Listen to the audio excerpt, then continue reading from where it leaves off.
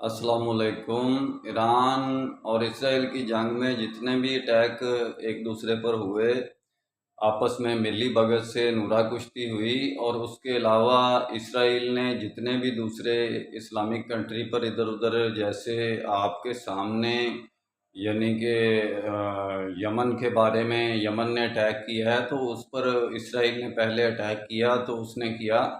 تو کہنے کا مطلب یہ ہے کہ ایران یعنی کہ ان کنٹریز کو بھی اس جنگ کی لپیٹ میں لے رہا ہے۔ ایران آپ بھی یمن کی طرف اٹیک کرتا رہتا تھا پہلے، اب اسرائیل سے کروا رہا ہے۔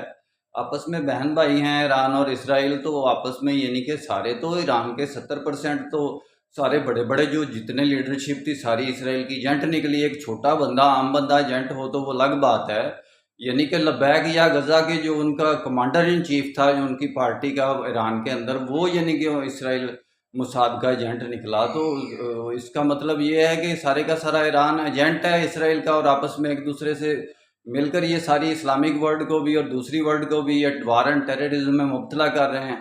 تو میرے بھائی یہ اسی طرح ہی کر رہے ہیں، قبرص میں بھی یعنی کہ سائپرس میں بھی ایران وہاں تک پہنچا ہوا ہے، اسرائیل بھی وہاں تک پہنچا ہوا ہے۔ تو آگے آگے دیکھیے ہوتا ہے کیا۔ میرا کام اسلامک ورلڈ کی امن اور یونائٹی کا ہے۔ بی کیئرفل، ایران کے بارے میں بہت احتیاط کریں اسلامک ورلڈ۔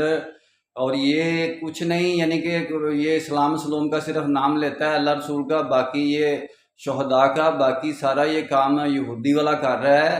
انشاءاللہ ڈیٹیل میں بات پھر ہوگی۔ میرا کام اسلامک ورلڈ کی امن اور یونائٹی کا ہے، امت کی وحدت، خدمت اور خیر کا، شرعی نسبت کی بنیاد پر، جس کو ہم مسلمین کہتے ہیں، مدد مسلمین کے نظام کے ذریعے ہے۔